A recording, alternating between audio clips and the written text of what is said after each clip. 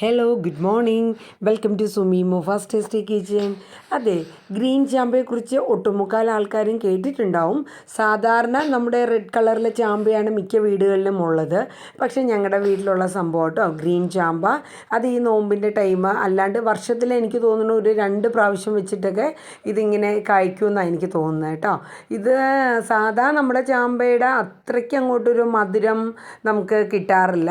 പക്ഷേ എങ്കിലും ഒരുപാട് കേട്ടോ. നമ്മൾ അതിൻ്റെ 2 കൊമ്പ് വെട്ടിക്കളഞ്ഞിട്ട് ഒറ്റ കൊമ്പാണ് നിൽക്കുന്നത്. എന്നിട്ട് കൂടി ഒത്തിരി ഉണ്ടാവും കേട്ടോ. എന്ന് വെച്ചാൽ ഒത്തിരി നേരം വെളുത്ത് കഴിഞ്ഞാൽ അതേ നോക്കി ഫുൾ മെറ്റലിൻ്റെ പുറത്തും ആ റോഡിലും മൊത്തമായിട്ട് ഒരു 1-2 ബക്കറ്റ് നമുക്കത് തൂത്തുകൂട്ടി കൊണ്ട് കളയാനുള്ള സംഭവം ഉണ്ട് കേട്ടോ.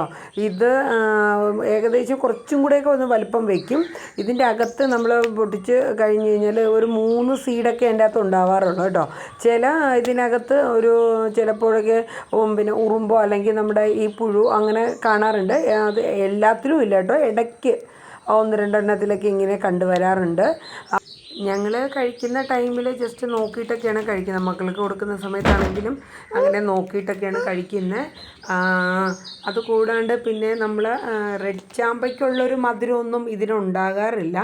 പക്ഷേ നല്ല ഒരു ജലാംശമുള്ളൊരു സംഭവമാണ്.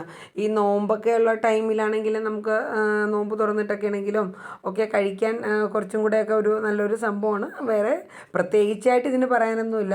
അപ്പോൾ ഇത് എല്ലാ വീടുകളിലും കാണാറില്ല. എനിക്ക് തോന്നുന്നു മിക്ക വീടുകളിലും ആ റെഡൊക്കെയാണ്. നമ്മൾ റെഡ് ചാമ്പ എന്ന് പറയുമ്പോൾ നല്ല അത്യാവശ്യം മധുരമുണ്ട്.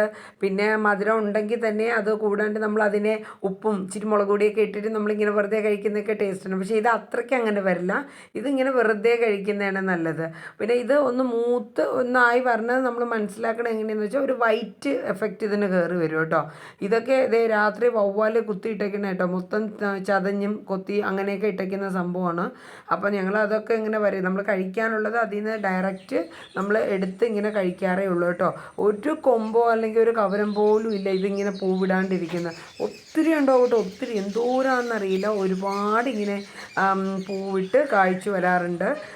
മഴ ടൈം ആയിരുന്നുവെങ്കിൽ കഴിഞ്ഞ പ്രാവശ്യമൊക്കെ ഇത് മൊത്തം കൊഴിഞ്ഞ് ചാടി പോയിട്ടോ. പക്ഷെ ഇപ്പം മഴ നമുക്ക് ഇല്ലാഞ്ഞതുകൊണ്ടാവും ഇങ്ങനെ ഒത്തിരി പിടിച്ചിരിക്കുന്നത്. ഈ വവ്വാലൊക്കെ രാത്രിയിൽ കിളികളും മറ്റുമൊക്കെ ആയിട്ട് കൊത്തി ഇങ്ങനെ കളയുന്നതാണ് കൂടുതലും ഇങ്ങനെ കാണുന്നത് കേട്ടോ. അപ്പോൾ ഇതിനെക്കുറിച്ച് നിങ്ങൾക്ക് അറിയാം അല്ലെങ്കിൽ നിങ്ങൾ കഴിച്ചിട്ടൊക്കെ ഉണ്ടെങ്കിൽ ജസ്റ്റ് ഒന്ന് കമൻറ്റ് ചെയ്യണം.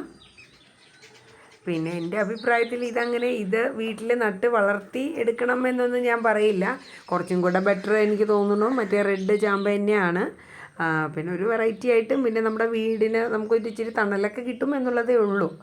അപ്പോൾ ഒരു ഫ്രൂട്ടിൽപ്പെട്ടതാണല്ലോ. അപ്പോൾ അതുകൊണ്ട് ഞാൻ ജസ്റ്റ് ഇത് വീട്ടിലുള്ളത് കൊണ്ട് നിങ്ങളുമായിട്ടൊന്ന് പരിചയപ്പെടുത്തി എന്നുള്ളത് മാത്രമേ ഉള്ളൂ.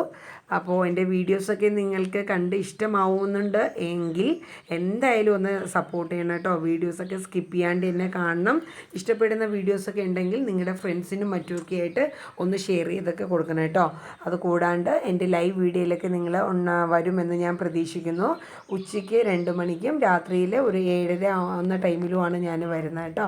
അപ്പോൾ എന്തായാലും എല്ലാവരും നമ്മുടെ ചാനലൊന്ന് സപ്പോർട്ട് ചെയ്ത് തരണം. അപ്പോൾ എല്ലാവർക്കും ഒരിക്കൽ കൂടെ thank you so much. By.